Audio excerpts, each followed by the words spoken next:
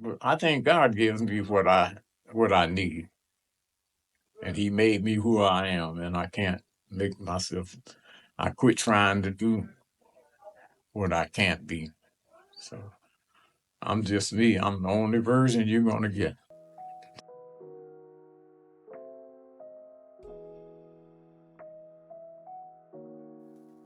Yes. Well, first of all, Reverend Dickerson was my main thing.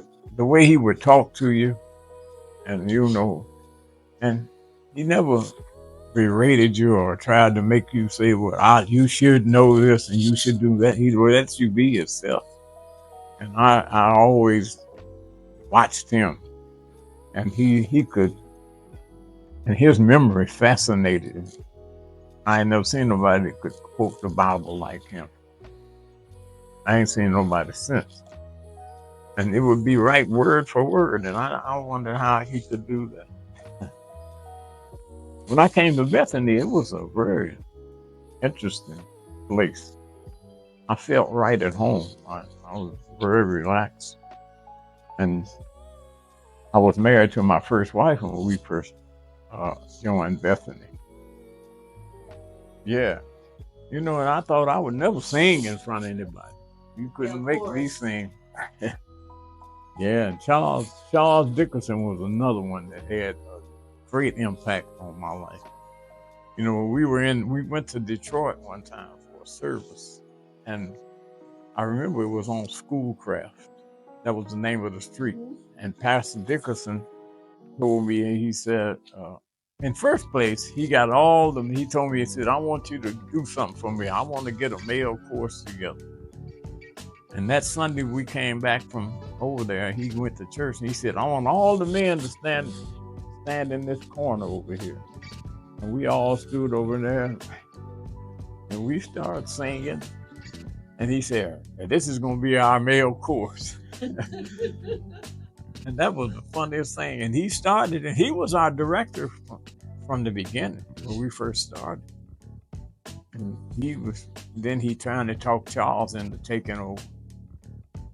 He was another one that had an impact on me. I ain't never thought I'd sing in front of anybody.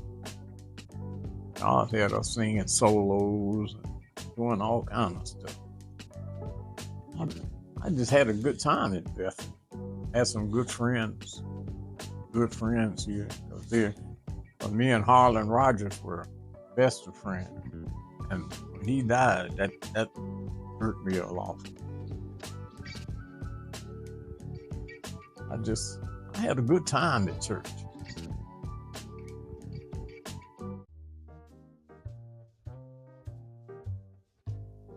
I know who God is. I know what He's required of me. And when I don't do it, I know it. And He lets me know that I'm not doing the right thing. So I'm just not that type of person. I like to be comfortable with myself. If I don't want to do something, then I just don't want to do it.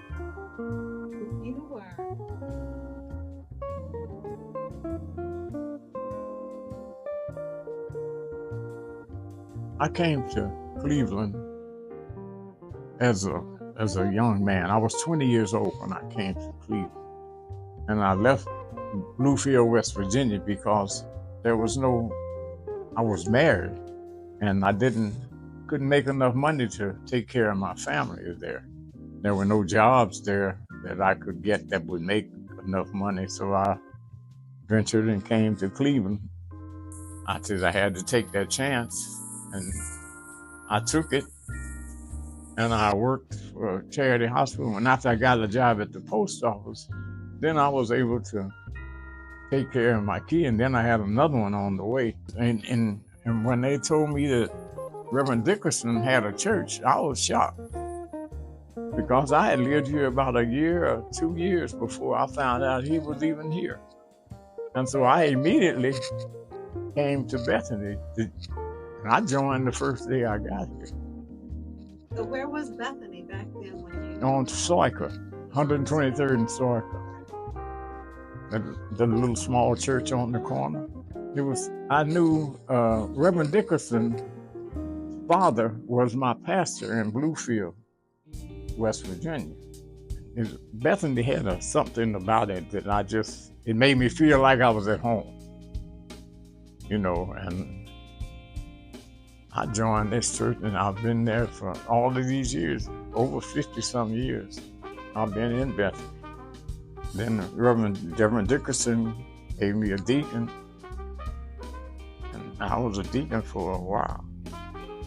Then I got to be an elder under Pastor Edgman.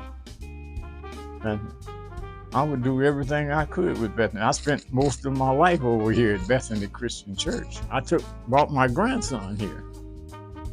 I went and bought him a little suit, and I brought him to church every Sunday. He and I came to church every Sunday together.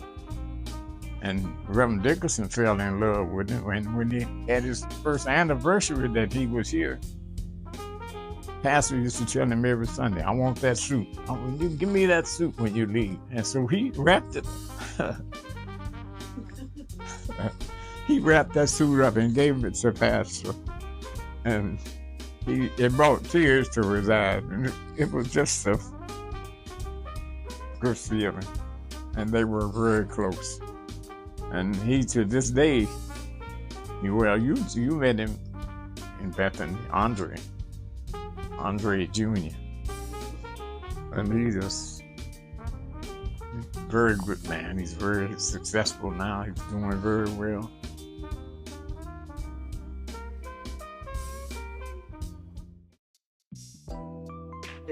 I would tell them, use that experience that you got for the betterment of whoever you can. Help anybody that you can, and wherever you can, make it known. This is my church. It's going to always be my church. Nobody's taking that from me. I may step down, but this is going to be my place. I dedicated a lot of my time to it.